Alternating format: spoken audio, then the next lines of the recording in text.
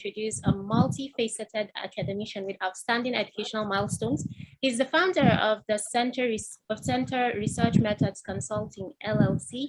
He's our amiable Dr. Philip Edu. Dr. Philip Edu is a holder of a PhD degree in education from the University of West Virginia, one of the notable universities in the United States. He's a seasoned professional who tutored at the Chicago School of Professional Psychology, TCSPP, for 10 years. He served as an instructor for statistics, qualitative research, action research, and program evaluation courses in the International Psychology Program and Educational Psychology and Technology Program at TCSPP. He is the author of academic and practitioner texts known as A Step-by-Step Guide to Qualitative Data Coding. He's also an author of an upcoming book, The Theoretical Framework in Phenomenological Research, Development, and Application. Dr. Philip Edu is an authority in research methodology by all means, a master of qualitative and mixed methods research whose purpose lies in resolving the complexities and intricacies of qualitative data analysis. His name has become emblematic due to his well-informed and effective proficiency in enlightening his audience during webinars. Distinguished ladies and gentlemen, I crave your indulgence to welcome the contemporary qualitative data analyst, the genius behind qualitative data analysis software, Dr. Philip Edu. Thank you so much for the wonderful citation. I really appreciate this introduction. I can see Professor Mora. Do you want me to wait and hear from him, or I should go ahead? I just had a communication with him and he gave us go ahead, and he asked me to say hello to everyone and he welcomed everyone to the webinar. And he has sent his text, so at the end of the webinar, we are going to share the text via our website so that people can access it. So I think you can go ahead. Thank you. Thank you so much. And also it's an honor also to present alongside with Professor Awisu. I hope I pronounced it right. I really learned a lot from his presentation, and you know, he emphasized on the need to have the skill in doing research and also about research methodologies. So I've already spoken. I try to. Okay, you heard what I said? I want to congratulate the leadership of YPS on this fourth anniversary, and I'm sorry that I was not able to start with you during the opening ceremony. Actually, I'm here in Oka, Anambra State, on the occasion of the 2021 fourth quarterly delegates conference of the Conference of Alumni Association of Georgia University. I'm the national chairman, and Nnamdi Azikiwe University Oka is hosting the association, the meeting. I want to commend the leadership of YPS on this fourth anniversary celebration. This is a body that I have been part of. I was there during the first and second edition in Bayero University, and I think we have actually covered quite some grounds. It is very, very important and strategic that the YPS have been able to carry on through with their annual conferences despite all odds. Let me begin by congratulating Dr. Ibrahim Jato Abubakar, the president of the YPS. First and foremost, for maintaining the tempo, actually, as it were, in terms of research methodologies for the young pharmacists, because this is very important for our profession. Our profession is science-based, it's an applied science, and it is a profession-based. And it has to do a lot with innovations. It's actually like they say in academics, you either public or you perish. So methodologies actually in research studies are very important for pharmacists to imbibe.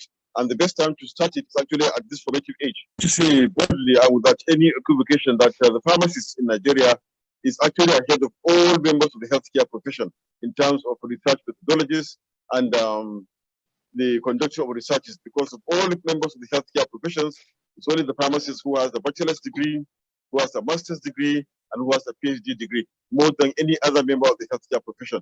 And this is significant because the practice of pharmacy cannot be undertaken without advancement in curative, prophylactic, and diagnostic advancement in drugs that we actually, that are the fulcrum of practice in the hospital setting, community setting, or in the industrial setting. So I really commend you, and I have, like I said earlier on, submitted a 10-page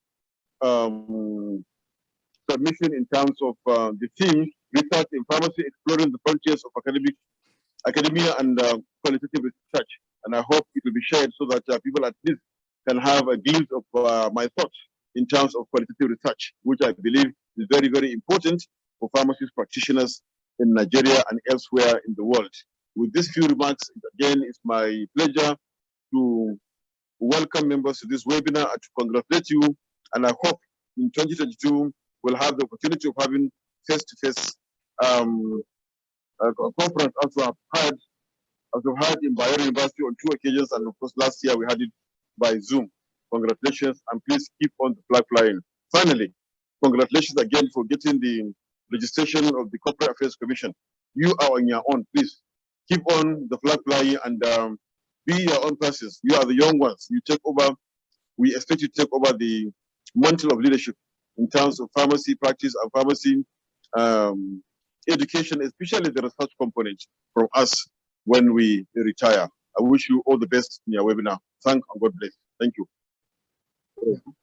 Thank you very much, Prof. Etimora, for the wonderful remarks. Despite your tight schedule, you are able to spend some time due to the passion you have for the organization. We really appreciate that. Thank you very much, sir. Thank you very much. Yeah. Thank you very much. Thank you. All right. Bye-bye. Yeah. Okay, sir. So I think, yes, sorry also, Prof. Adu, I know you understand. Okay.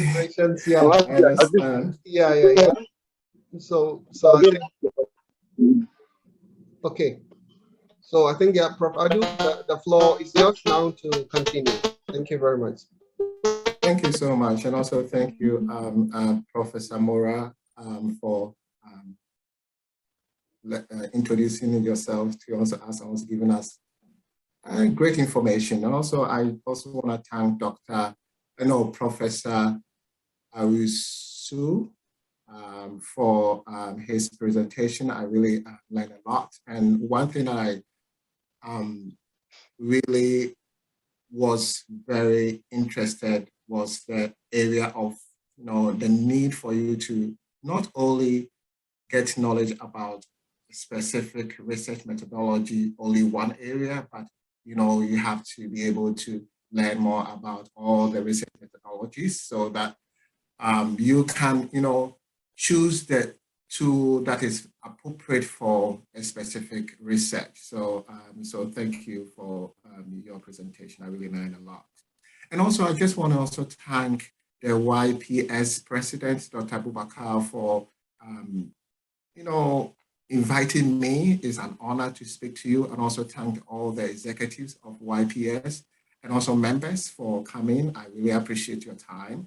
And also want to congratulate you for your 4th anniversary. I've seen a lot of things, great things that you have done, and continue to do wonderful things, and you have an impact in the society. So I really appreciate what you have done so far. And so as you can see, my research, my presentation is all about giving you introduction to qualitative research, qualitative analysis, and also presentation of your findings. Let me move to the next slide. So as you've seen from the introduction, I'm the founder of the Center for Research Method Consulting. So what we provide one-on-one consultation to students and also faculty. If you want more information about your research methods and also how to collect your data, analyze, you can contact us and we'll be happy to address all your questions for you. We also organize webinars and also workshops about qualitative approaches and also method designs. And also we have developed courses for students and also faculty about research method, especially the qualitative research and then quantitative. So if you want more information, you can contact me and I'll be happy to give you all the information. Also, sometimes we have a research mindset session where we have a discussion about research in terms of, collecting data, analyzing best practices, and then share ideas. So we provide all these services for students and also faculty. So in terms of this presentation, I'm going to give you introduction, brief information about qualitative research. What is qualitative research? And also philosophical paradigm and also assumptions that are associated in doing qualitative research. And we're going to also go through some of the characteristics of qualitative research in terms of the problem, the purpose of the study, research questions and methodology, data collection, data analysis, and also presentation of the results. And I'll also provide some examples. So we will be working together. And if you have any questions or comments, you can, type it in, and our moderators will be able to read them to me so that I can answer. So it's going to be more of not one side presentation, but more of a discussion, because I want you to really understand, get a basic understanding of qualitative research. And, I will be happy to address any question that you have, and then make sure that you understand all what I'm presenting to you. So let's start with qualitative research. It's quite similar to any, kind of research, whether it's quantitative or mixed methods research.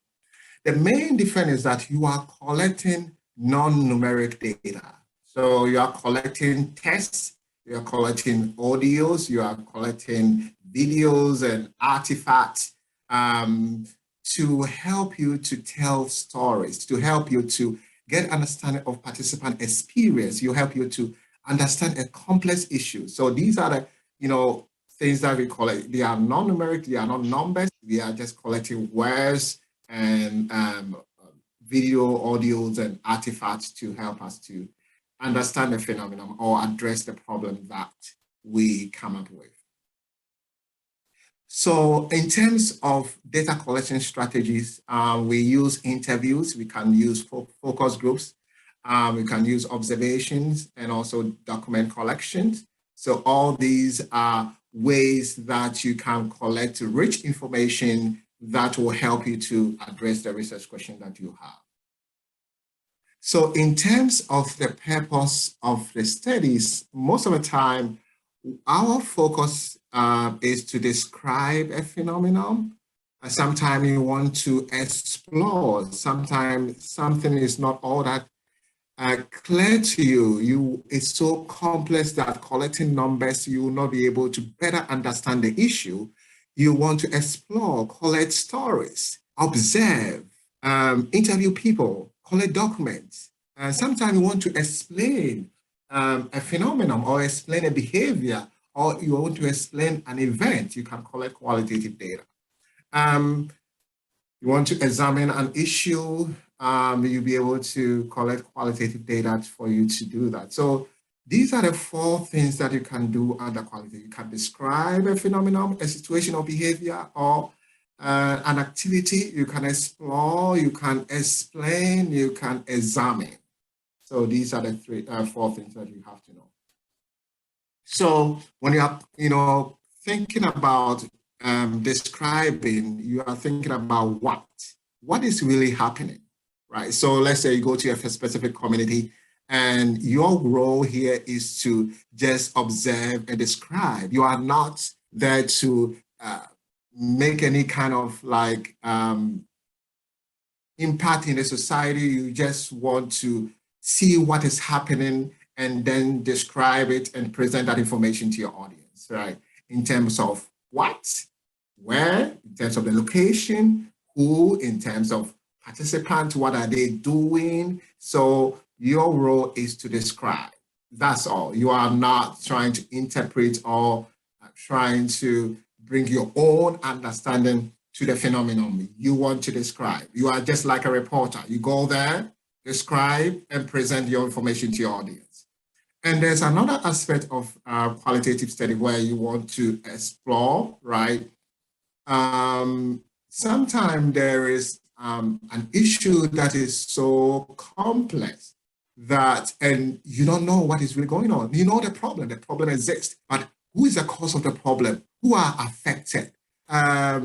What are the beneficiaries of maybe the problem that is going on?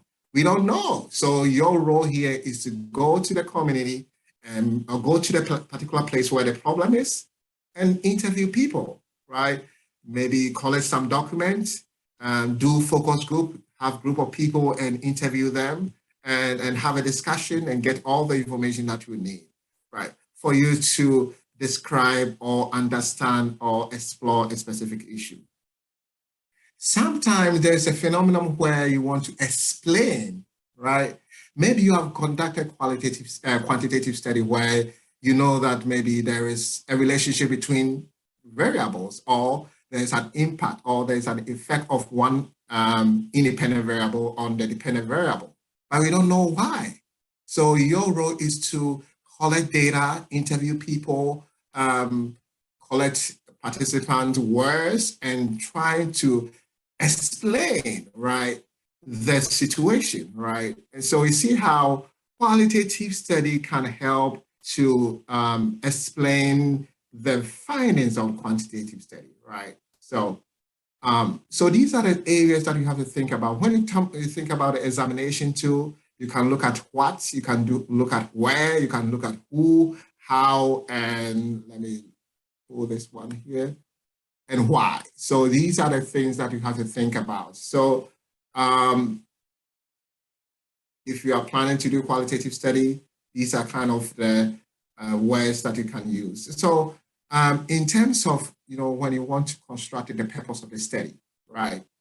You can say that the purpose of it, especially when you want to describe or highlight something, right? So you can say the purpose of the study is to highlight or describe or to identify this issue or identify a specific problem, right?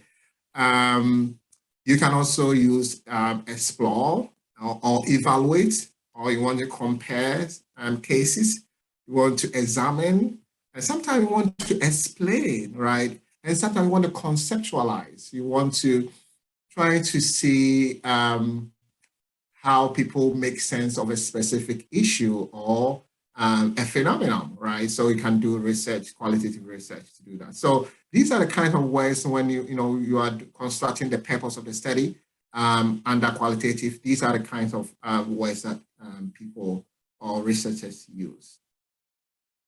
So in qualitative study, what are you studying? You are studying a phenomenon, right? You are studying an experience, an event, something happened, and you want to learn more about it. Or you want to let people know about that event that happened, right?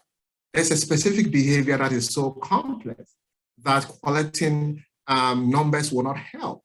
So you have to observe the behavior, maybe interview people to get information and then present that information to your audience.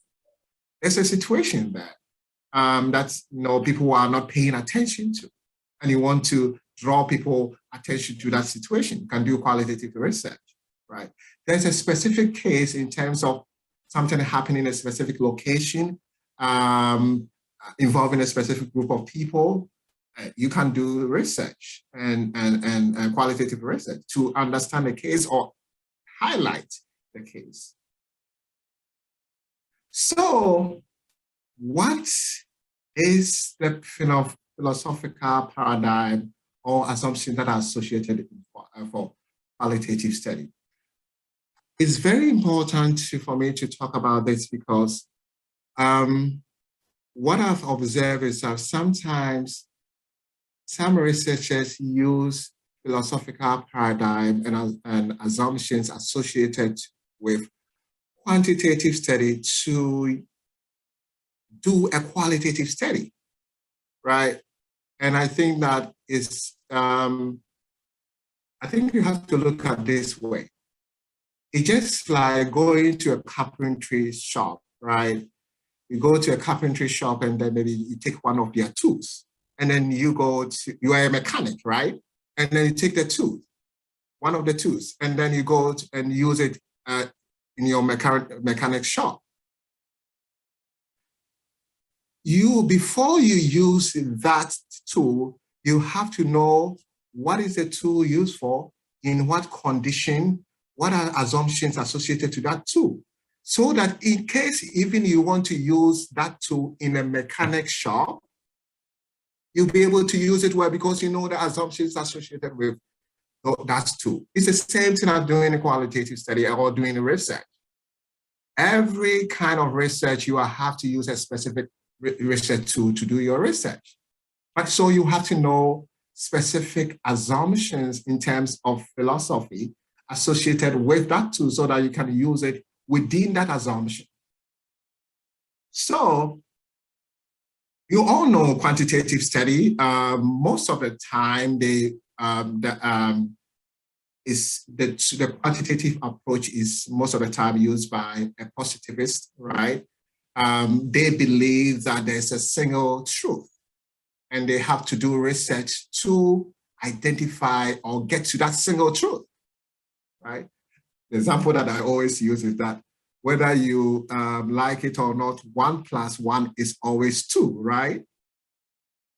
So it's like, you are collecting numbers, and then when you collect the numbers and you analyze the numbers, even if about 10 people analyze the same number with the same kind of software or with the same kind of mathematical procedure, there's high probability for you to get the same results, right? So you are doing research to attain a specific truth, and it's a single truth. And when you're doing a quantitative study, you want to separate yourself from what you are studying, because you don't want your background, your biases to influence the study, right? So you think through, you have to make sure that, you are not nowhere influencing participants the way they are responding to the survey, right? In terms of analyzing, you are not trying to influence or make changes to the numbers because based on your background, right? So there's some sort of separation between you and what you are studying. And when it comes to the context, you always want to try to generalize your find, right? So this means that you don't really take into consideration the context. You want to have a result that can be generalized with the population that you sampled from, right? And as you know, when you are within the paradigm of positivism, it's more likely for you to use quantitative study quantitative approach to do your research. So let's go to a qualitative aspect of it. The paradigm, most of the paradigm that qualitative researchers use is the interpretive paradigm. As the name implies, you are interpreting. When you are interpreting, when I'm making sense of something, my background, my past experience, my conception or biases can influence how I make sense of the issue. So in qualitative study, we accept multiple truths. One example is that you may think there is something that happened in a specific community, right? Maybe there's a natural disaster that has happened in a specific community. And when you go there and interview participants, everybody is giving their own truth, their own perspective of what really happened. Why? Why are they not saying the same thing? Because of their background, their past experience, their knowledge that they have, the biases that they have, their perspective influence how they make sense of the situation. So as a qualitative researcher, you are not an investigator like an investigation journalist. You want to seek for truth. You are seeking for multiple truth. You are giving participants a chance to share their truth. You are not going there to say that, oh, you are telling the truth. Oh, you are lying. No, that's not your work. You are giving participants the chance to share what their truth is based on their perception, their background, and the experience that they have. And another thing that you have to note here is that in terms of what you are studying, in qualitative study, there's a connection between you and what you are studying.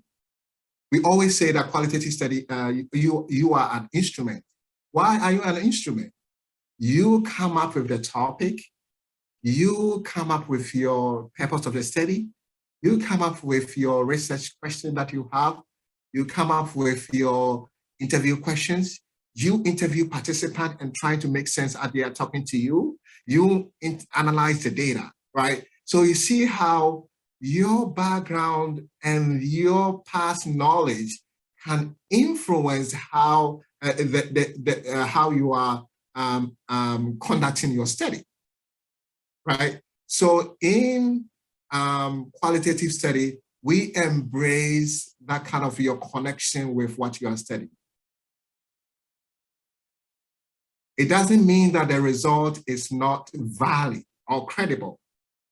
So this is where the problem is. If you are a positivist, you might see this as, oh, qualitative study, you know, it's not all that quality in terms of doing research, because you can see that there's a lot of biases, right, in doing qualitative study.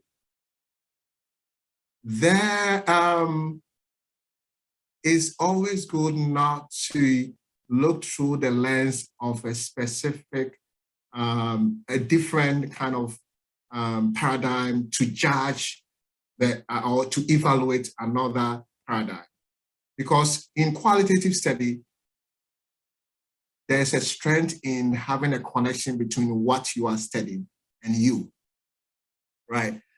Without having a connection, you cannot get rich information that you need to get. But there's a catch here. Although you have a connection, you also we have put strategy in place to make sure that you are doing a quality study. What are the structures?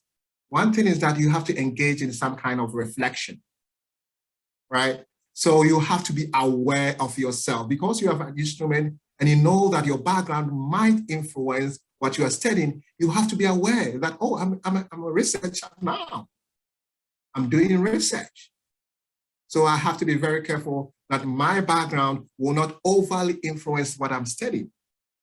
That's why we have the concept of bracketing. Bracketing is where you are trying to set aside your past experiences, your background, so that they will not unduly impact what you are studying. So being aware of your role, making sure that you are working within the paradigm is a way of checking to make sure that you background, your history will not overly influence what you are studying. Another thing that, you know, in qualitative study that you have to take note of is the context. In quantitative study, it's context-free, right? You try to generalize.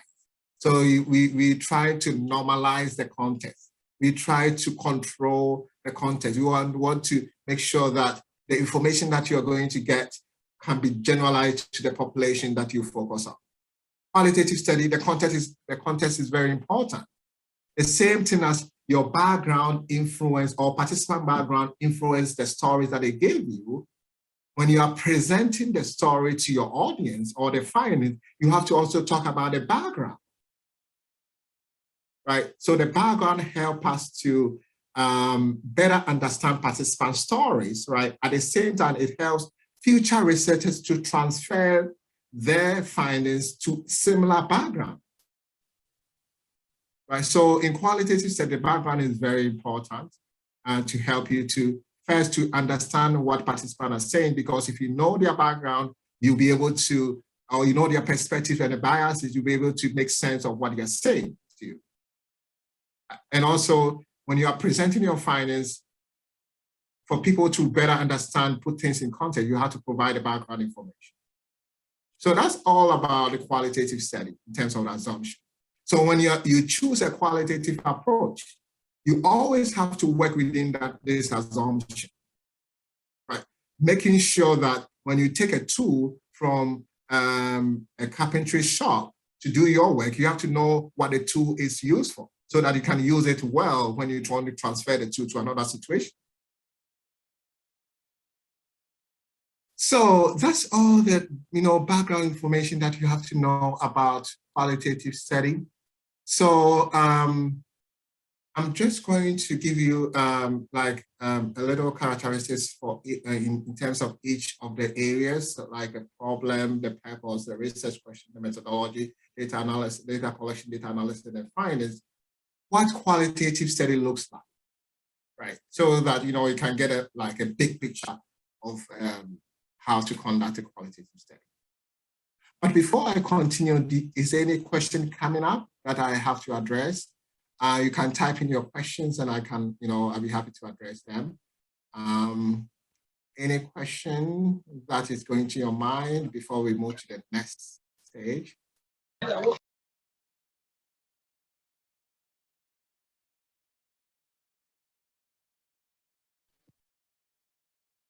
I think we can have the questions later so that we can have it as a full interactive session. That would be great. So thank you. So let's move on to the problem. So as you know, doing research, you have to start with a problem, right? And there are two kinds of a problem. We have the practical problem and then also the research problem. So the practical problem is like what is happening in real life, right? It's like a specific, sometimes it's happening in a specific location or among a group of people, right? So an example is maybe based on your experience, based on what you see around, or based on what you have heard, there is a misuse of prescription drugs, right? That is what is happening in a specific location, right? Or what maybe you have heard from your colleague or based on your experience, right? And that, and also based on this problem is leading to drug addiction, drug overdose, and health issues. So think about this, sometimes you start with research with a practical problem, something that you are concerned about, something that you have encountered as you are going through your daily life, something that maybe you read somewhere or you heard somewhere, right? Or something that you are really passionate about, that you want to do research. So that's the practical problem. Then you think about, okay, now I see this problem. Let me go back to the literature and see what's really happening. Because I can't just do research in isolation. Maybe somebody has done the research, right? I don't want to repeat the same thing, but I can also see what they have done so that I can also be able to contribute or identify a specific gap in the literature so that I can do research to fill that gap, right? So the research problem is all about detecting the gap or the problem in the literature and trying to think about ways of addressing it. So the research problem is the gap or the issue that you have identified. The issue can be related to methodology. Maybe there's a lot of research in that area, right? But maybe most of the research was done in quantitative study or using quantitative approach. So you have identified a methodology gap. So you're going to do a qualitative study to see what is going on and maybe compare your qualitative findings with the quantitative findings that previous researchers have done. You can also talk about population gap. So the population gap is where you read literature, you realize that there has been research in a specific population, but the population that you want to focus on, there has not been any kind of research. So you want to see the uniqueness of that kind of issue among that population. So you can do research. And there's sometimes knowledge gap. So the knowledge gap is where you realize that there's a less study in that area, and then you want to do research to, throw more light on that area or trying to increase the knowledge in that particular area. So that can be a knowledge gap. So one example here is maybe there's a limited study on what leads to the misuse of prescription drugs in country X, right? So you identify a practical problem. Now, reading the literature, you've been able to identify a research problem that you want to address. So let's go to the purpose of this study. So the purpose of the study is what you intend to do in the study, right? So as you can see here, the purpose of this qualitative study is to examine factors that contribute to the misuse of prescription drugs in country X, right? So you can see that to examine, right, you are trying to find out specific factors, right? We may want to interview people, get that information, and sometimes you want to find out how those factors contribute to the misuse, right? And you can get that information from people, right? So when you have this kind of purpose, you think about, okay, for this purpose, what kind of method should I use, right? Should I use, you know that maybe it's a qualitative study, right? So should I use phenomenological approach? Should I use case study? Should I use ethnography? Should I use granite theory? What best approach should I use? So let me, and also, you also have to think about the research question, right? So an example is, what are the factors that contribute to the misuse of prescription drug in country S? So you can see here that, so can you see the pattern and also the consistency? First, you identify a problem, right, in relation to misuse of prescription drugs. Then you went to the literature, you identify a gap, and then you constructed the purpose of the study, right? That is consistent with the problem that you have identified. And then you have a research question that is also consistent with the purpose. So make sure that there is a consistency among all these 4 areas. So there are 5 main qualitative research methods, right? In terms of the traditional methods, we have, it doesn't mean that we don't have other ones, right? But the ones that a lot of researchers use, right? We have the narrative approach, we have phenomenological approach, we have granite theory approach, we have case study approach, we have ethnography approach.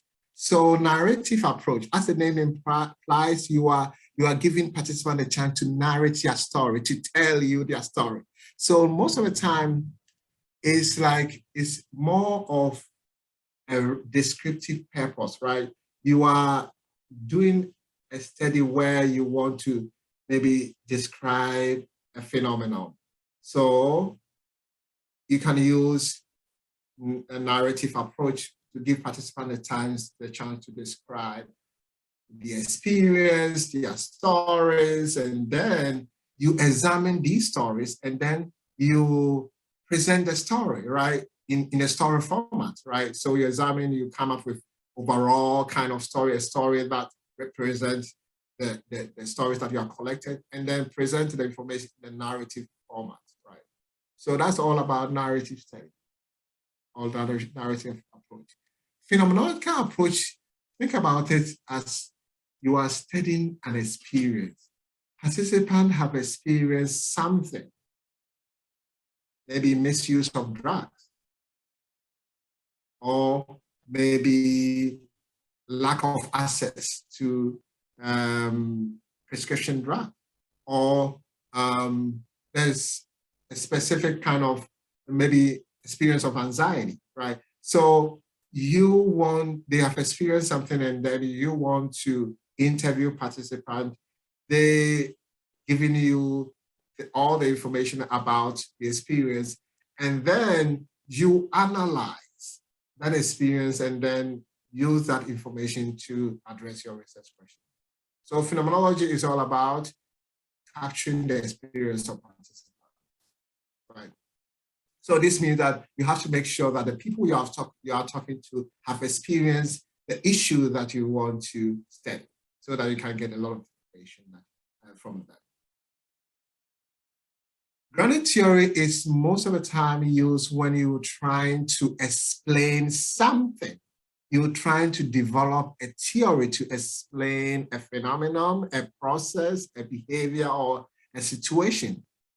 Most of the time, you're going to collect a lot of data, like maybe you may have to interview about 25 people to get information, because at the end of the day, you want to come up with a theory that is based on the data that you have, right? So in order to come up with a theory that is based on the data, you have to collect a lot of data, right, to help you. So random theory is all about coming up with a theory or a model to help explain something.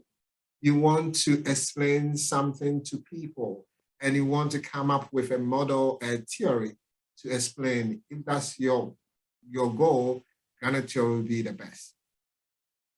Case study, right? So when you want to study a case based on a specific time, maybe an event has happened in a specific location among a specific population, you want to do a study by using case study approach, right? And the purpose could be you are describing the case for people to know. So sometimes there's something that the population or we are not aware of, and it's so complex. So you can do, and maybe it's happened to few group of people, and or it's happening to one person, right? You can, use a case study to help you to describe the case and present that information to your audience. Sometimes you want to understand a case. The case is so complex, you don't know what is happening, you don't know the cause of this problem, and you want to do research, right, to understand and explain. You can use the case study approach. The unique aspect of case study is that you collect data from multiple sources. So this means that you have to not only interview participants, sometimes you have to conduct focus groups, right? Have a group of people and have a discussion with them. Sometimes you have to collect documents to analyze, right? So always think about not using one data from one source. You have to collect data from multiple sources if you want to use case study. And another one is ethnographic approach. This is done when you want to study a group of people in their natural setting, right? So there's a group of people in a specific location, and you want to, and then maybe there's an issue happening, an event happening. You want to interview people, you want to observe what is happening, document it, and then present the findings, right? So when you want to use ethnographic approach, most of the time you spend a lot of time with participants, right? You have to, build trust with them, let them know you, let them know your motive, and sometimes you have to participate in what they are doing for you to better understand what is really going on, right? So that's all about ethnographic approach. And apart from the traditional research, qualitative research approach, we have non-traditional ones too that are coming up. One of them is art-based research method. So the art-based, and also when you get the PowerPoint, you can click on it, and I have resources there for you to, to learn more about all these approaches, right?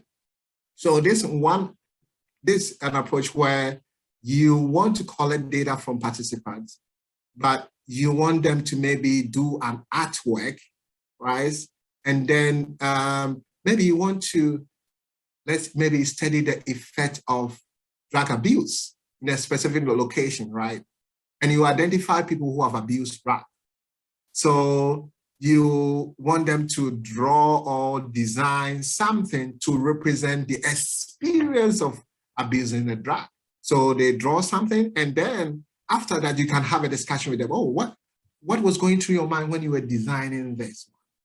What does that design mean to you? What is the meaning that you want to communicate? So you see that you can use what participants are doing or have done to collect rich information to help you to address your research question that you have. Another approach is the photo voice method, right? This is where you give participants a chance to maybe take photos of their experience or the community or anything that you want them to take, and then they present the photo to you, and then they talk about it, right? So you use the photo as an aid to get rich information from participants. Another one is ethnography. It came from the traditional ethnographic approach, right? So the traditional one, you go to the community, you want to learn about them, right? Ethnography, due to online system, due to technology, you can use the principle in ethnography to do ethnography. So the ethnography is where you, let's say there's a Facebook group, right? So, and you want to study them, right? And then maybe you have to go and join the group. And maybe sometimes you have to introduce yourself to them and your motive and see what they are doing, right? And it can even be done in WhatsApp group, right? See what you are doing and sometimes interact with them and get all the information that you need to help you to address your research question that you have. So another one that is also autoethnography, where you try to study yourself, right? Concerning a specific situation, right? And we also have content analysis method, where you want to design a study where maybe you want to use the themes that you come up with from the literature, or the themes that you can derive from your conceptual framework to help you to make sense of your data, right?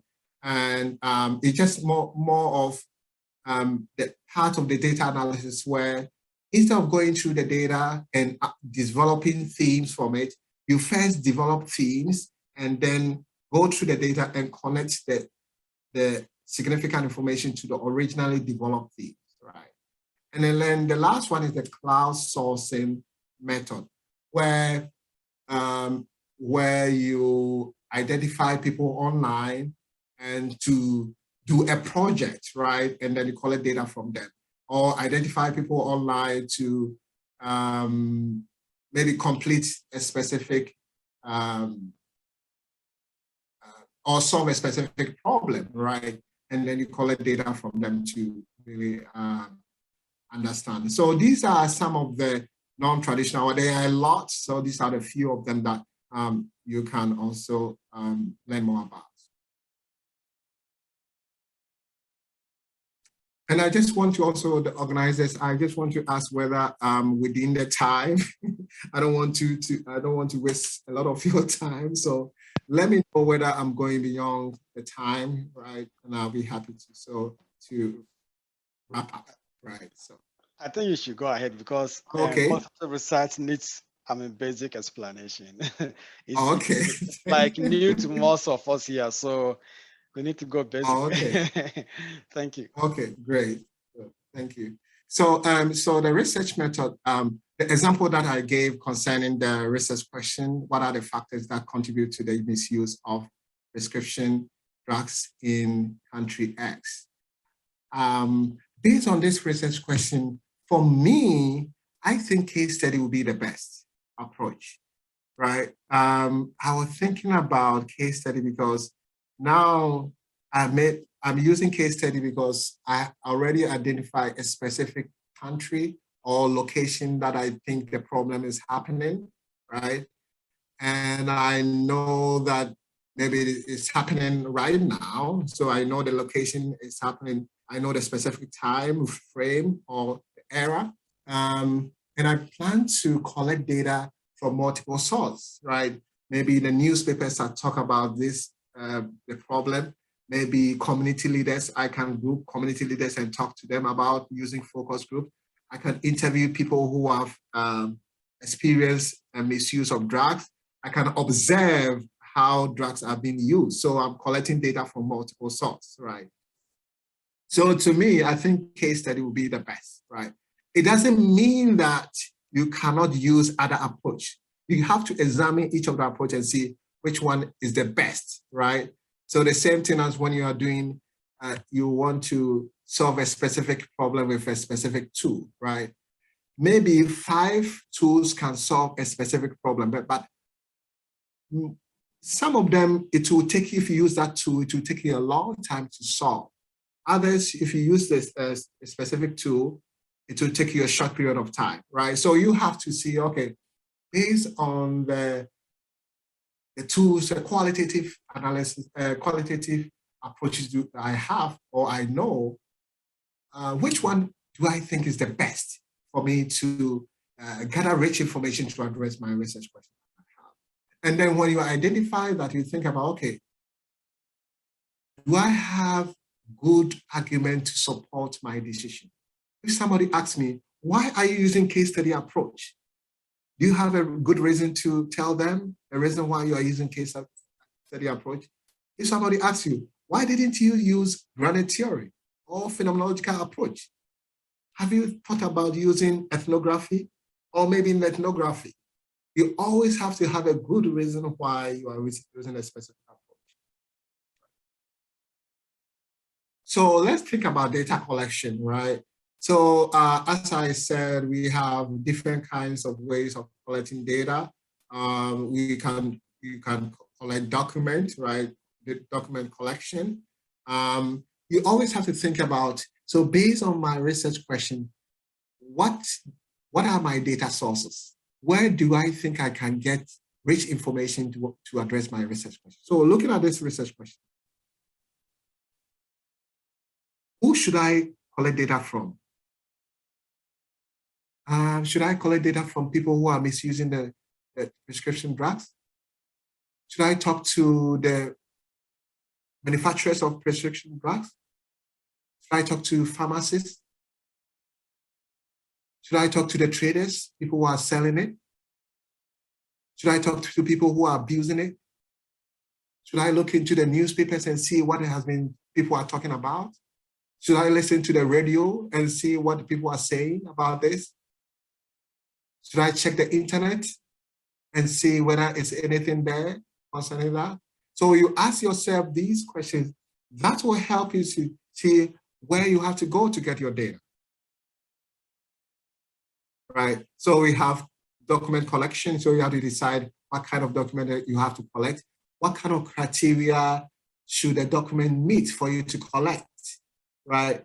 So are you collecting data based on a specific time frame or a specific location that the document is? Or are you going to do interviews? How many people are you going to interview? Who are you going to interview? You have to organize a focus group. Is this information is so sensitive that maybe focus group will not be the best? Because focus groups, you are bringing people together to share what they know, right? If it's sensitive and one of the people in the group spread that information, you are exposing participants, the confidentiality. So you think focus group will be the best? What about observation? Should I go to places and observe and document, videotape, right? So these are the questions that you have to ask yourself so that you can come up with a strategy that you want to collect data from. Sometimes you can use technology too, right? Especially when you don't have physical access to the place. You can use Zoom, or you can, call, you can use GoToMeeting, Google Meet, and other kind of resources to help you to get access to your information that you need, right? Especially at this time where it's COVID, where sometimes don't want to go to the specific location. You can think about using technology to collect your data. And also, let's say if you want to collect data from the social media, like Facebook, maybe there's an issue that has happened about misuse of drugs that you want people who have made comments, right? So you can use tools that you can extract data online, right? So I have these links, and there are many, many tools that you can choose. You can choose one of them and use it to collect data from the Twitter, from Facebook, from YouTube, or any kind of social media platform that you think there might be rich information there for you to collect. So you also have to think about sampling strategy, right? So most of the time for qualitative study, the one that are popular, the the ones that are popular are purposive sampling, right? So the purposive sampling is the sampling strategy where you are actively looking for participants who qualify to be part of your study, right? So who will help you to get access to rich data to address your research question. You are actively looking for them, right? It's quite different from convenience. It's like you are focused on people who are available for you to collect data from. They are similar, but the main difference is that for purposive, you have like selection criteria. They have to meet this strict kind of criteria for them to be part of your study. And then for the convenient one, it's like, if they are available now, like let's say you go to a specific community, you will see people who are abusing drugs, you want to identify them and then interview them, right? And snowball sampling is where you interview one participant or two of them, and then you ask them, oh, so do you know of anybody who qualified to be part of this study? And maybe they can provide you some information or places that you can go to get access to them. So these are the sampling strategies that you can choose from when you are doing a qualitative study. So data collection. So these are some of the questions that you have to ask yourself, right? So what do you want to collect data from? Who do you want to collect data from? What kind of data do you want to collect? How do you want to sample participants? And what kind of data collection strategy do you want to use? Right. So these are the questions that you have to ask yourself when you are thinking about collecting qualitative data. So let's move on to qualitative analysis. So imagine you are finished, collecting your data, right? What next? You have to, make sense of it, right? So you have to think about ways of analyzing your data. So what is qualitative analysis? It's all about data summary. You have gone to participants or gone to a specific location.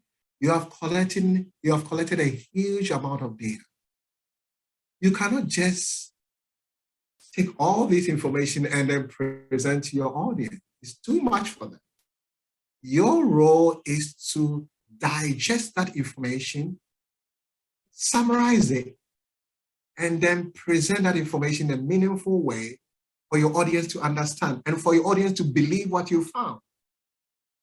How are they going to, how are you going to make sure that they believe what you found? You have to make the process systematic. When it comes to qualitative analysis, it's a subjective experience. It's between you and your data. Nobody's watching you as you're analyzing the data.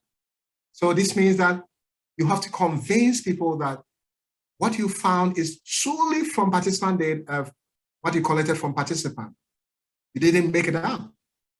The themes that you came up with, you didn't come up with just from your head, it's from the data. So how do you do that? You have to be systematic. You have to be transparent.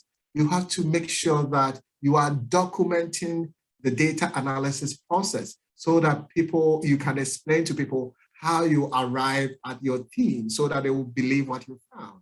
So qualitative data analysis is all about systematically extracting data from extracting information from the data that you have, right? And summarizing that information to help your audience to understand at the same time you want to address your research question that you have, right? So that's all about qualitative analysis.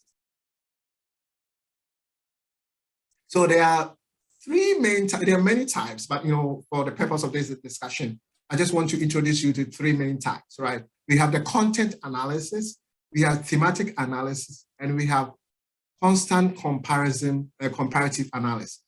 So the content analysis is all about, first you have to develop themes before you analyze your data. We call it creating coding frame. So you develop themes first, And then you go through the data and identify significant information and connect the significant information to the theme that you have. It's the same thing as creating containers. Let's say you have created 5 containers, right? And then you have specific information, right? You already created the containers, you are labeled the containers. Then you go to the data, you extract the information, and then you put it there. You extract, you put it in the respective container. That container is called coding frame. How do you come up with the coding frame? There are many ways, but one way is to look at your conceptual or theoretical and then come up with the coding frame, right? Come up with the themes or codes to help you to make sense of your data.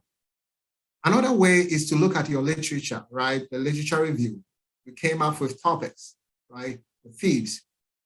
And then you use the themes to go through your data, right? So you can see that it's like already prepared containers and then going through the data and then putting them into or connecting the information that you get from the data to already developed codes or themes. There's a limitation here.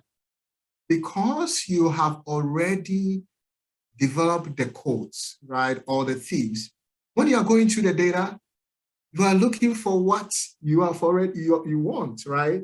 So let's say you have been told that look for a yellow and red balls, right?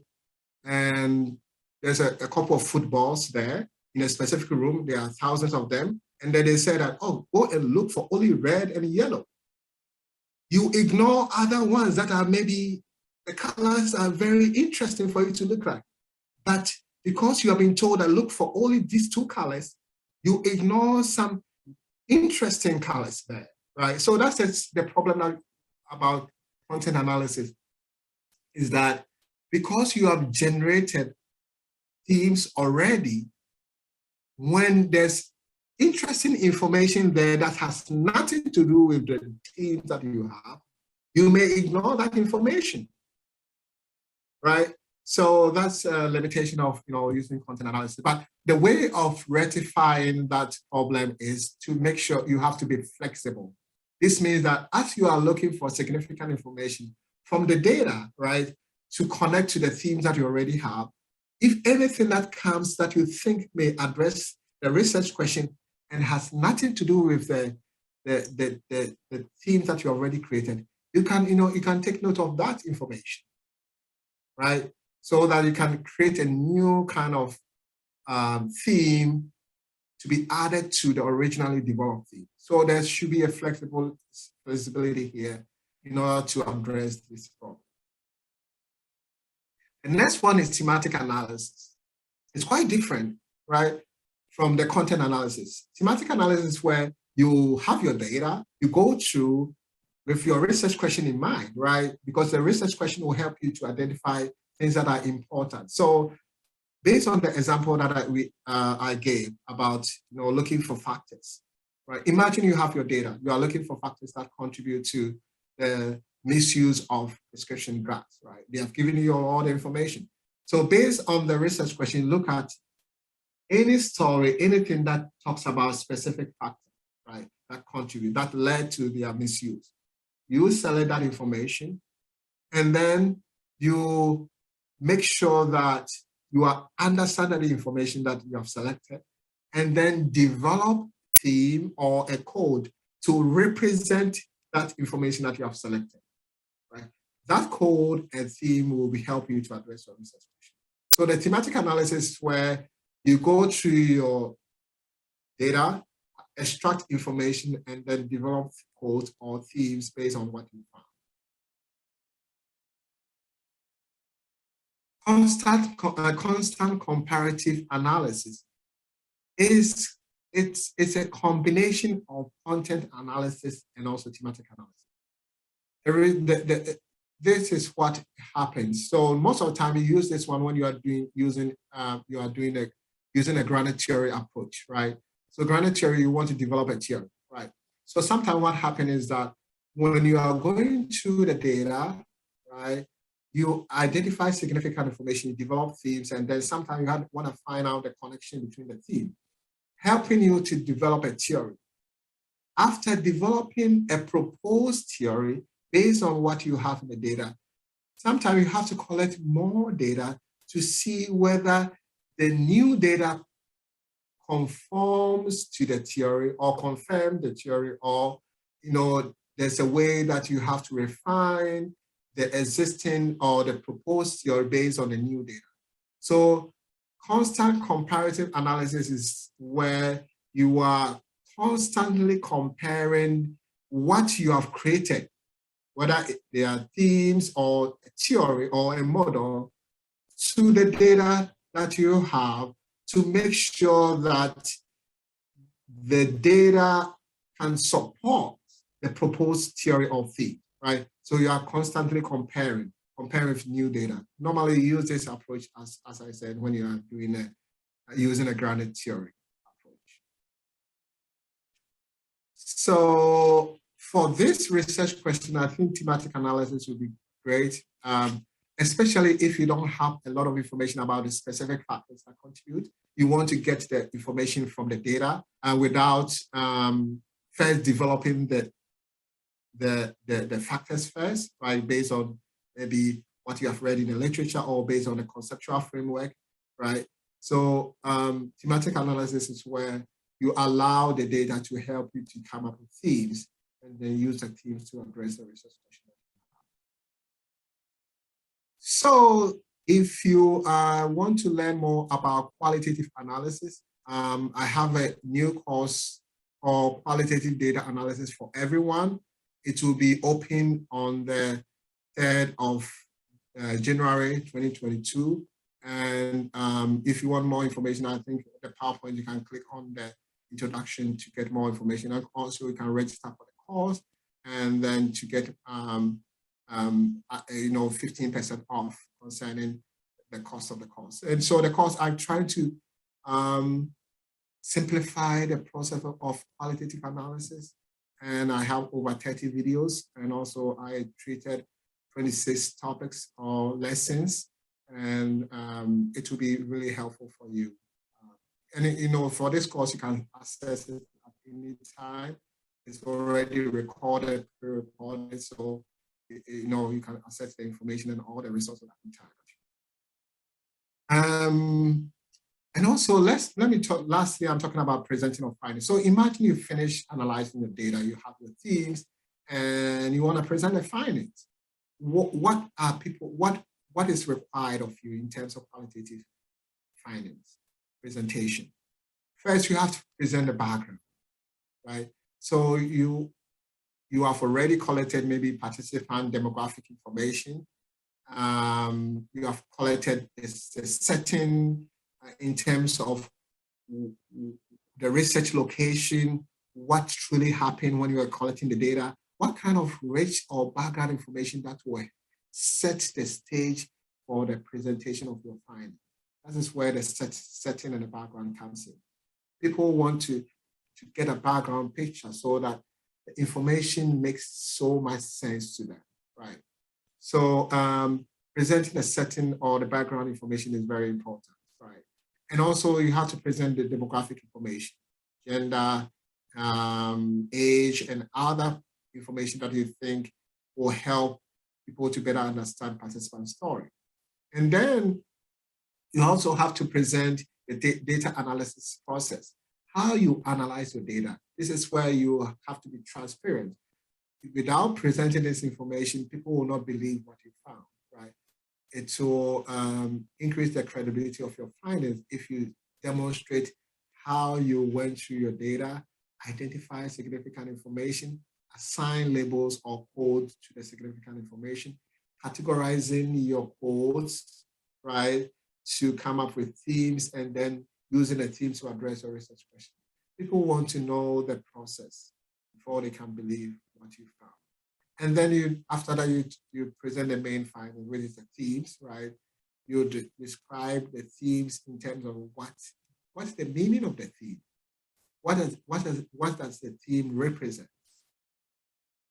What information in the data can you use to demonstrate that the theme exists in the data, right? So sometimes you have to quote participants to support the theme, and then you can write a conclusion, right? So you see that you present each of the themes, and as you are presenting, you are addressing the research question. The reason why you are collecting the data is to help you to address the research question that you have. So if you want to know more about qualitative analysis, my book, A Step-by-Step Guide to Qualitative Data Coding, will be best for you. And if you are an instructor, you can get access to the book for free.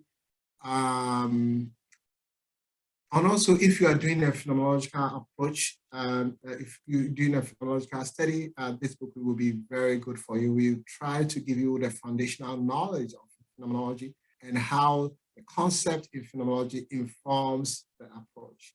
So this book will be very good for you if you are doing a phenomenological study. So this is all that I have. Any questions, comments? I'll be happy to address them. Thank you very much, Prof. Adu. Thank you very much for the wonderful presentation. Yep, we have a couple of questions from some participants. Let me go through them. The first one is saying by Saidu Burji. He's saying, sir, are the findings generalizable? Are the findings generalizable? Yes, so it's not.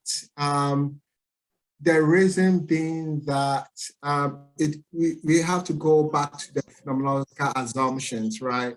Qualitative study, you don't generalize the finding. We are not interested in generalizing the finding. We are interested in describing or understanding the issue, right? That's why the number of participants is not a lot. Sometimes you can have about 10 to 15 participants, right? If you are looking through the lens of quantitative, you might think that qualitative research is not all that rigorous. Why? We are not focusing on a lot of people because we don't need to focus on a lot of people to understand the phenomenon. You don't need to focus on a lot of people to understand a lot of people, right? Because imagine you want to do qualitative research and you are focusing on maybe 300 people. You interview participants, and as you are interviewing, they keep on, when you reach maybe the 20th person, you see that their story keep on repeating itself. It's a waste of time and resources continue to collect qualitative data when you are reach a stage of saturation, when you reach a stage where there is repetition of information, right? Because we are not interested in generalizing. We are interested in transferability of the findings. We are interested in being able to transfer the findings to similar situations. That's why in qualitative study, you describe the context so that I be able to transfer, if I'm a new researcher, I'm looking at your study, I'll be able to transfer your information to a context that is similar to what your participant, your study, the context was, right? So because we don't want to we are not interested in generalization, we don't need a lot of participants. It's a waste of time and resources to focus on a lot of participants because you're going to reach saturation very soon, right?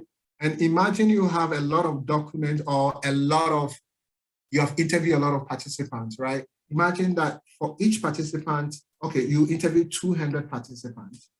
And then for each interview transcript, you have about 10 pages. You're going to analyze 2,000 pages, right? It's a waste of time and resources because we are not trying to generalize. We just want to understand. We just want to describe what is happening. We just want to let people know what is going on, right? So that's all about the qualitative approach when it comes to generalizing.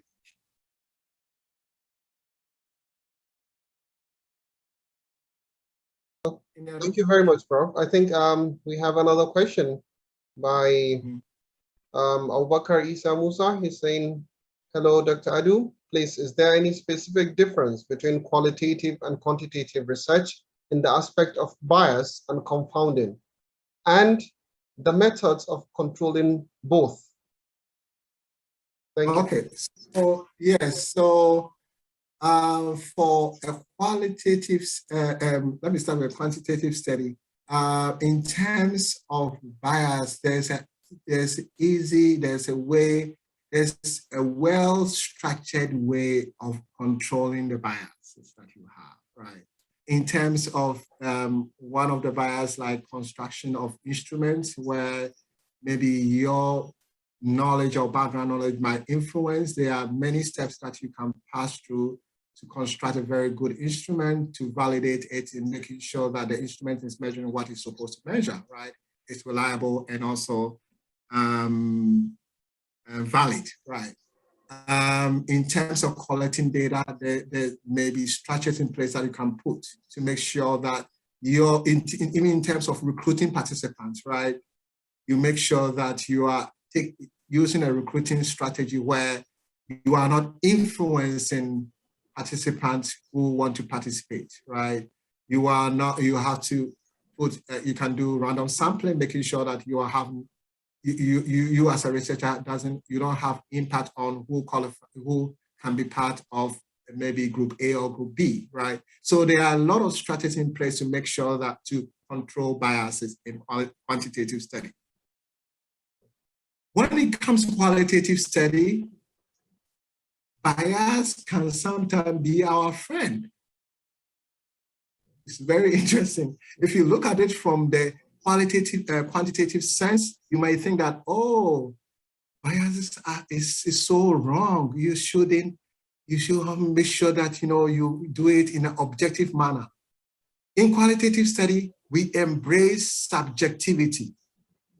And this is what you have to understand. And this is what I always want to try to preach to people, that in qualitative study, we are not concerned about objectivity. That's not our problem. Our problem is to make sure that we are implementing the subjectivity in such a way that it's not unduly destroying the study. Subjectivity, because you are an instrument. In quantitative study, you are not an instrument, but in qualitative study, you are an instrument. Everything passes through you. The way you talking to participants, the way you nod your head, the way you respond to participants when they say something, influence how they even talk to you, how they disclose their information, the way you make sense of the data. That's why when I analyze qualitative data and come up with my themes, it may be very different from yours. Why? We are analyzing the same thing, but it doesn't mean that mine is right and yours is wrong. It means that we are looking at the issue from different perspectives. I'm not a pharmacist, and if I'm analyzing the data from an issue related to pharmacy, I might come up with themes that you, who is a pharmacist, can come, that has there's a difference between it. Why? Because your knowledge about pharmacy, I don't have that knowledge. So you see how my background knowledge and my background and my experience affect how I make sense of the data. Oh. Right? So we embrace subjectivity, and this is where it becomes confusing in the quantitative world. They think that doing this is like it's not a rigorous study. No, but what we do in a qualitative study, although we embrace subjectivity, we have structures in place to make sure that your findings are credible. What are the structures in place? Being transparent, telling people how you arrive at your findings. If I tell you how I arrive at my findings, although my findings might be very different from yours, people will believe us, all of us, right? And also there's transparency. Transparency also comes where you let people know who you are, who is behind the analysis. That's why there's a session in qualitative, when you're writing qualitative study, there's a session called Researchers' Role, Biases, and Background. You want people to know who is writing this information, who is doing this research. If you let people know who is doing the research, they will better understand your findings, right? If I've told you that I'm not a pharmacist and I'm analyzing this data, right? People will understand, oh, this is coming from a person who doesn't have background in pharmacy, right? So being transparent, letting people know your background will help a lot. It's the same thing as an artwork. When you look at artwork, you always ask, who did this artwork? Why do you want to know who did it? Because knowing the person will help you to value the artwork.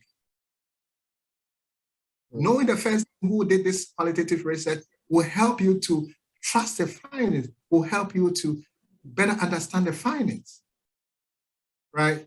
So that's all about, the qualitative study about subjectivity. And also in qualitative study, you have to do some kind of reflection, right? We call it bracketing. Always reflect upon reflect and think about the fact that you are doing the analysis or you are doing the study. You have to behave as if you don't have much knowledge about what participants have experienced. Allow participants to give you all that you need. You are naively receiving that information, right? And also let the data speak to you, right? So that you are not bringing your own understanding into the data. You have to bracket all your background so that you don't have an effect. Okay. And bracketing doesn't necessarily mean that you are going to be objective. No way. Whether you bracket or not, there is going to be a little bit of yourself in a study. It's the same thing of artwork. Whether you distance yourself from what you have designed or not, there's an element of you in that artwork. And this is where I always want to let people know qualitative study is very different from quantitative study. We shouldn't use quantitative assumptions to evaluate qualitative study. Okay. We shouldn't use qualitative assumptions to evaluate quantitative study. They complement, right? That's why mixed method is also another very good approach that we can do. Okay.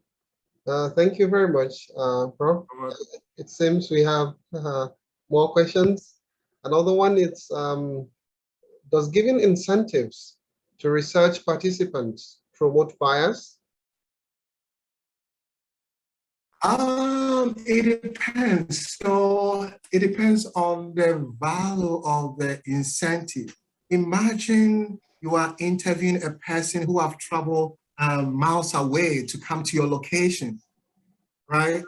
The person didn't go to work at that time. The person came to you, right? So as a researcher, if you can compensate the person, right, that the compensation shouldn't be a lot to adversely influence their participation, right? So you just have to make sure that, the amount of money you have given, right? So let's say you are in the US and you're going to do a research in Nigeria, right? And then you decide that, oh, I'm going to give everybody $100, every participant $100. You have to, before you decide, you have to know who you are going to interview. What is their kind of daily income, right? $100 can be a lot for them to influence them. If a person says, oh, you get $100, they can say, oh, I qualify to be part of the study. Maybe they don't qualify because they want to get $100, right? Yeah. But you give an amount that compensates their time if they are to work, or their time if they are to travel, I think it's fine. So you just have to make sure that the amount is not overly influencing their participation. Because some people, If you don't take care and giving them too much money, they will tell you what you want to hear. They will tell you everything that you want to hear. It might not be true. So you have to be very careful. Okay. So you can give, you have to give the amount that is in line with what they will lose if they become part of your study in terms of monetary wise. Okay. Thanks a lot, Prof, with that feedback. And next one is, I think we still have some few minutes to continue. So participants in qualitative studies, such as focus groups or interviews, are quite few compared to quantitative design, such as surveys, which requires the attainment of sample size or generalizability. How are the small qualitative design participants justified given the fewer participants involved? I think you talked about something like saturation, data saturation, but yes. So there are many ways of determining the number of participants for the qualitative study. For the quantitative, it's so easy because you have a software called G-Power, a free software that based on the analysis that you want to do. Let's say if you want to do correlation, I think you need about 111. If you want to do multiple regression or regression analysis, you need about 79 participants. So the software G-Power will be helpful for you to do for the quantitative. For qualitative, we don't have a formula to determine the number of participants, right? You base on many factors. One of the factors is best practices, right? If you choose an approach, look into the study and see on average how many participants are researchers using, right? So let's say you are doing you are using phenomenological approach. On average, phenomenological approach is in between 5 to 25 participants, right? So you can work within that, right? For case study, there's studies that you only focus on one participant. It doesn't mean that you're going to collect data from only one participant. You are studying one participant and then you can collect multiple data. How are you gonna collect multiple data from one participant? You can interview participants, you can observe the same participant, you can let participants generate some data for you, like writing their daily life or points. You can also speak to the relative of participant or the relations of participant.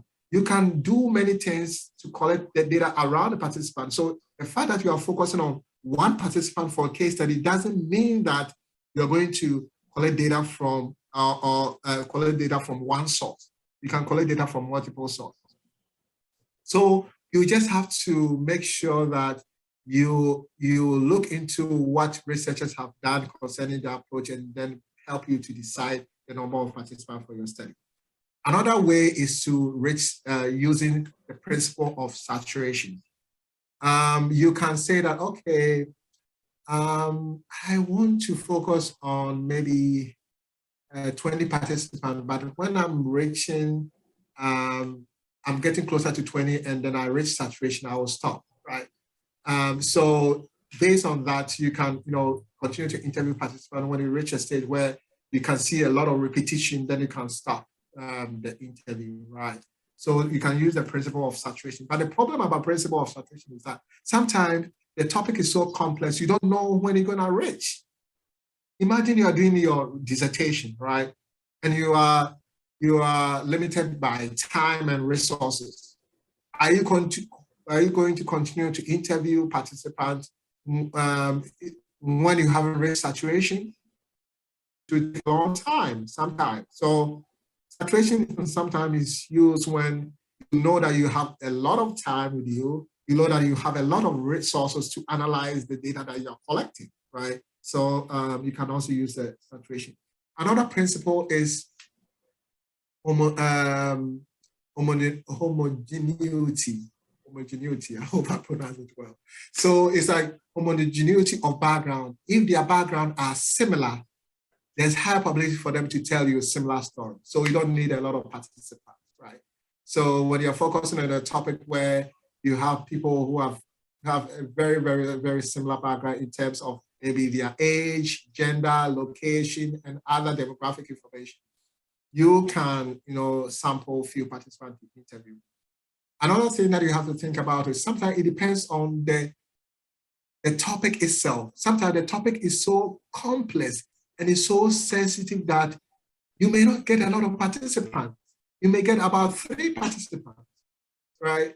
So when you get, you are not getting a lot of participants, you have to make sure that you spend a lot of time with each of the participants. Sometimes you have to interview them and go back again and do follow-up interview to get more information. Sometimes you have to collect data, not only interview, but data from other sources to help you to really get rich information to address your research. So there are many, many ways of getting the number that you need.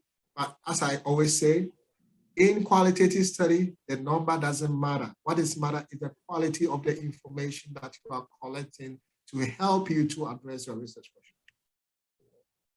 Thanks very much, Prof, for the wonderful insight. That the next question is the use of software for qualitative analysis necessary, or does manual analysis suffice? It depends on many factors, right? One of these is the amount of data you are analyzing. If the amount of data is a lot, you can use a software, right? It doesn't change the quality of your analysis. The software, it depends on what you're going to use the software for. If you're going to just use the software to help you to organize the code and the themes that you have, that's fine, you can use the software. But I've seen people using the software to do automatic analysis, where you allow the software to develop themes for you. That is a problem sometimes because the themes that the software might come up with have nothing to do with your study, right? You may have developed themes that has nothing to do with your research question. So you have to be careful, using the software. I recommend using the software to just help you with the organization of the theme. So look at the software as helping you to create containers, right? And then you go to the transcript, you identify significant information and drop it into the various containers, right? So it helps with the organization. And then after you've done, you can double click on the container and then it opens and you see all the things that you drop into that container. So in terms of organization, it helps you to organize your work, and also it saves time compared to doing it manually, where you have to print out your transcripts, underline and make points and develop themes and other things on the paper. Is very difficult, it's time consuming. But if you can do it, manually, that's fine. But if you have a lot of data, use a software. And we have also free software that you can use. If you want to know about that, you can email me. I can send you a link to the free software. Although it's not all that, how should I put it? Everything that is free, that it's not. Has limitations. Yes, you're right. There's a lot of limitations. Yeah. So if you want something free, you have to do extra work concerning using that software. Yeah. But one software that a lot of students use is Vivo. It's not free. You have to buy it. In Vivo, they also have Atlas TI and other software that you can buy. But if you want a free one, there's free one there. But there are some limitations you have to be aware. Okay. All right. Thanks a lot, Prof, for the wonderful session. I think. You're welcome. Yep. So I think for now, these are the questions we have for Prof. Adu. We also have, I think one. Let me check. I'll see if we have some for Prof. Awesu. Let me quickly check.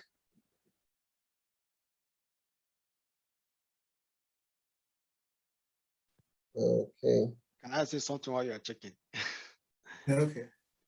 Sorry? Yeah. 1 second. Can I say something while you are checking? Oh, okay. All right. Okay, you can go ahead. Yes. There's a question about research bias in qualitative analysis, and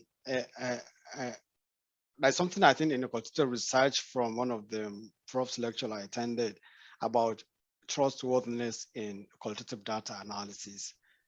So I think trustworthiness also could be another way of checkmating bias and to ensure that, yes, the data collected is actually a valid. Recently, I participated in a qualitative data research where I was interviewed. And I think in 2 weeks' time from the interview, they sent me the transcript to go through and ensure that what is in the transcript is really what the answer I provided, and it was really the answer or the question they asked me. So I think also trustworthiness also could serve as a way of transparency to ensure that bias is minimized. And I think even during my qualitative research I did, but most of my participants always say, no, Ibrahim, keep it. I don't have to go through it. I'm okay. It's okay. So I think it's another way of checking bias also, trustworthiness. Yeah. Though it may require additional funding. You know how we are careful about what we spend in research. Yeah. Yes, it's true. Yeah. Yeah, I think, I agree with you concerning, I think that the concept is called member checking, right? Member yes, exactly. Yeah. Where you, after interview participant, you can, send them a transcript for them to look at it. And then if they don't, sometimes when you are saying things and you say something that when you go back and say, oh, it's wrong. No, let me remove this one. Also, Prof, I want to ask you why we wait for the MC to come up with the question is regarding data security, because during my research, we wanted to use a third party for the transcription. So by the end, my supervisor asked me to do it because I will learn how to transcribe. But another issue we had is our review board, ethics board. You are saying they will not allow an external company outside Australia to transcribe our data. So the company, the transcribing person must be based in Australia. So is there any issue with that regarding all this data security? Because in Nigeria, I don't think we care about issue of data security or privacy. But here, like we wanted to use Google, but they said no. Yeah, because the thing is that we always have to, because of technology, there are a lot of software around that you can automatically transcribe. Sometimes it's not all that 100% perfect, but it's good, and then you can go back and listen to it and transcribe it. I think it's a big issue because it depends on the company. So always you can look at the privacy information. So that I know sometimes the privacy information of the sample company is so long. Yeah, we don't read at all. Yeah, because they say, and also you consult your institution and see whether it's fine for you to do that. I think the reason why maybe your institution asks you to do it in your country is that maybe there is some specific privacy policy for organizations and companies that are so different from other countries. So they trust your country, like they make sure that participant information will be protected. Because the thing is that for the automatic transcription, what happened is that they use a system called machine learning. What happened is they gather a lot of information about people and then their voice, right? And then they'll be able to match them so that when you introduce a new voice, the system will, it's just like regression, right? Regression analysis.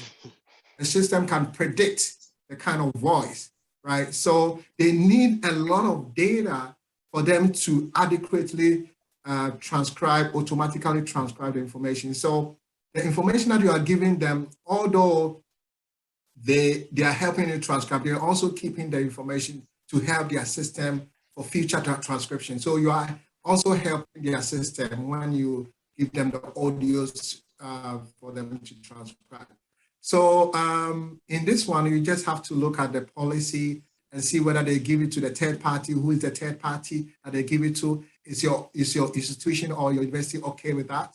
You can do it, but I think that you always have to be aware and make sure that you are protecting participant information. And when you are giving the transcription to an organization, just one thing that you have to make sure that you can remove identifiable information, right? So let's say when you are interviewing participants, did you mention their names? Is there a way to edit their name from the audio before you send it to the organization, just to protect participants, right? So you always have to make sure that participant privacy and confidentiality are protected as you try to transcribe and also make sense of your data, right? So we have, as a researcher, we have responsibilities, and make sure that you are not just giving the transcript to anybody to transcribe or any organization to transcribe, right? Trying to look at their privacy information and make sure that participants' information are safe, right? So that's my suggestion. Okay, thank you very much. Thank you so much. Before the last few questions, I would like to announce that all the materials will be shared in our websites for participants to have access to. So kindly visit our website. We'll share the website in the link so that you can go there and get the resources from the presenters. Before we let's give chance to Prof. Awesu to answer one, though this one is more of a request. We're saying we'd like Prof. Awesu to recommend some official mentorship reforms, as he rightly mentioned. Prof. Awesu? Okay. Hello? Yeah, we can hear you, Prof. Yes, it's good evening, everyone, again. Yes, sir. It doesn't seem I understand the question very well. Yeah, okay, let me So repeat the question. Let me repeat the question, right?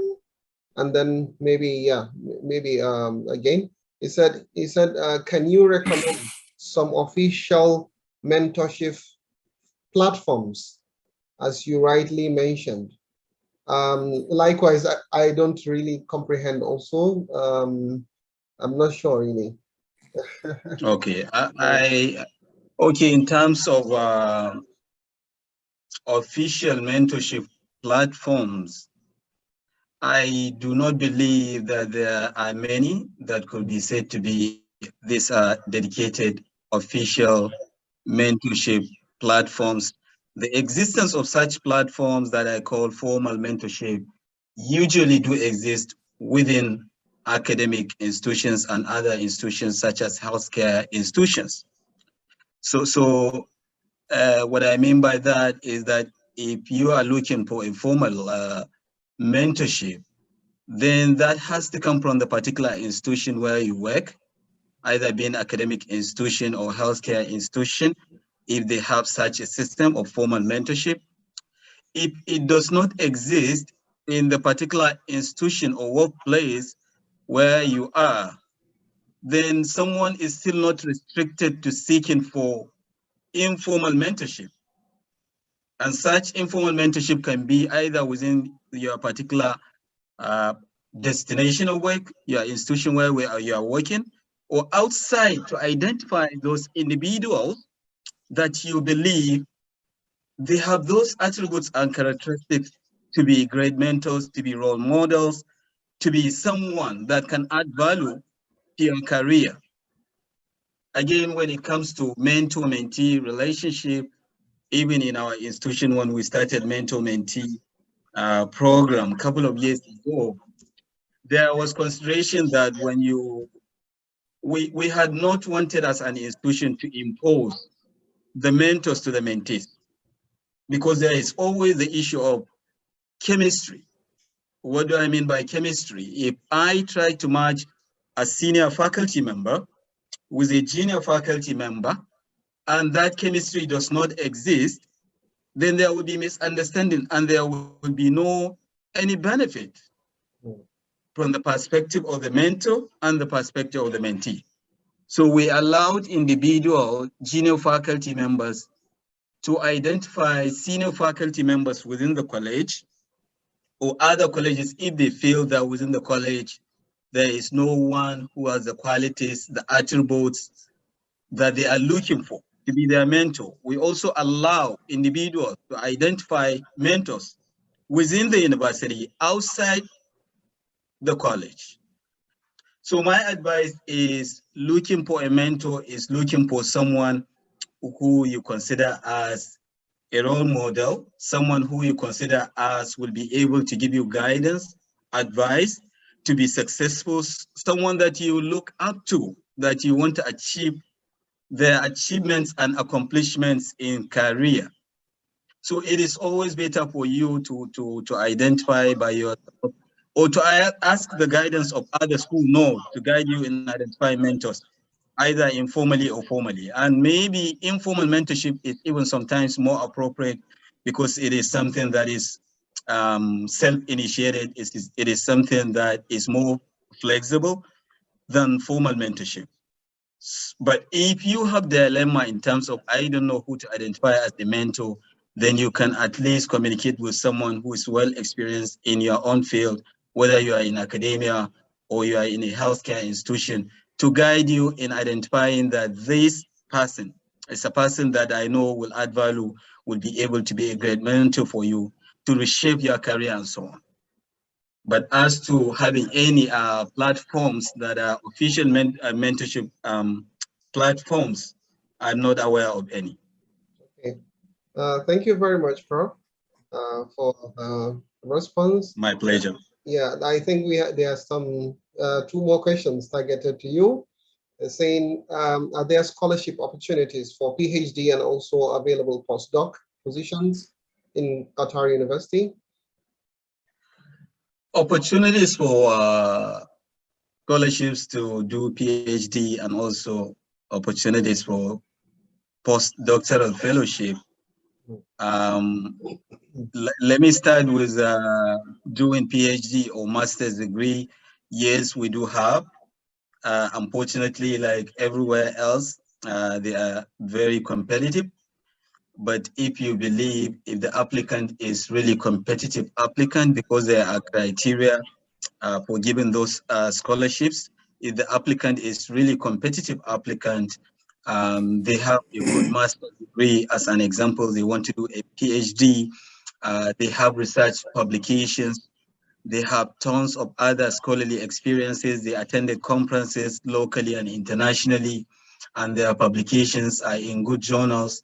We do recognize that people in their early career who are having master's degree, not a PhD, we're not putting high expectation that they have to come with 20 publications as an example, but having a good number of publications, 3, 5 publications in good quality journals, in a very hot topics, good research areas, and the same areas that you want to do the PhD is an added advantage, plus several other experiences that you have been involved in obtaining research grants and other qualities.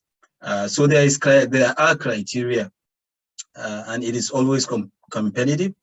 The amount of scholarship has gone down since we went through some economic turmoils. As you may be aware, we went through a political embargo for the last 5 years, and that was lifted only last year, only early this year, where all the countries in the region blocked our small country. So life was very expensive for the government, importing commodities and things from distant countries and subsidizing it for the people living in the country and for citizens has been very expensive for the country. And this has resulted, also had significant impact on funding for education and other sectors. But we are still doing well. If you are a competitive candidate, you have all the criteria, you stand a good chance to apply for scholarship. As to postdoctoral fellowship opportunities, those depend on availability of funding from scholars, from professors here with us. If the professor has a good research grant from some of the good funding agencies we have here in the country, yes, they allow postdoctoral fellowships. At the moment, in my department of clinical pharmacy and practice, there is no any postdoctoral opportunity. But we are hoping maybe in the coming year when more funding is going into research, especially research funding for national priority research programs, where faculty members can get millions, a few millions of dollars, so up to $2 million to conduct research. If any of our faculty is successful in gaining that, typically the faculty members will be advertising for postdoctoral fellowship. In our pharmaceutical sciences, our sister department, they may have a few opportunities. So it's good to always look. We have our own website, it's very rich. Sometimes because of the competition, such information does not go directly, or because they have interviewed the individuals, it may not be always available. But connect with me if you have certain specific questions, or if you have certain specific needs. To look into your CV if you intend to apply, or to tell you more about if there is opportunity. I will always be available, especially through my PS, because of my inspiration, because of how much I love YPS. Honestly, you guys have done a great job. Thank you very much, Prof. We are grateful for the hands you've extended to us. We are indeed very, very grateful. You've been very supportive right from our inception till date, and we really look forward to you as a mentor also, and we are really motivated. Thank you very much, Prof. Pleasure is mine, sir. Yeah, so I think that's that for Prof so far. Then we go back to some few questions to Prof. Adu. Before we round up, time is not really on our side, I think. Yeah, and fortunately for us, you know, when professors are talking, they're never tired of talking. So we have to really sometimes tell them, okay, the time is off, that's it. So, Prof, we have few times, so maybe you have to summarize the responses, but they are very important. I think the question, those asking the questions are really in need of your answer, so we just have to. And the first one is saying in quantitative research, the hierarchy of evidence is from preclinical epidemiological studies, RCT, downwards, or is it RCT and meta-analysis? Does any hierarchy of evidence exist for qualitative research? For qualitative research, we can do systematic literature review. We have, in the same way that you analyze transcripts. So this means that, you know, you identify articles that related to, or study that are related to a specific topic, and then you can go through looking at the background of it in terms of where was it published, the population, and how the data collection strategy that they use. And then that would be the background, the same thing as collecting background information from participants. And then you look at the findings, and then you can code the findings, right? Analyze it, right? Identify themes that cut across the findings. Because at the end of the day, you want to come up with, let's say you want to look into the overall findings concerning a specific studies that have been done in qualitative, the same topic. You can look at the findings and then identify themes, and then making sure that you come up with themes that cut across their findings, and that's how you do it. So it's a systematic literature review. It's not meta-analysis where you look at the effect size, but you know, the systematic literature review, looking at it as like analyzing a transcript, identify significant information. You already have your research question in mind, and then developing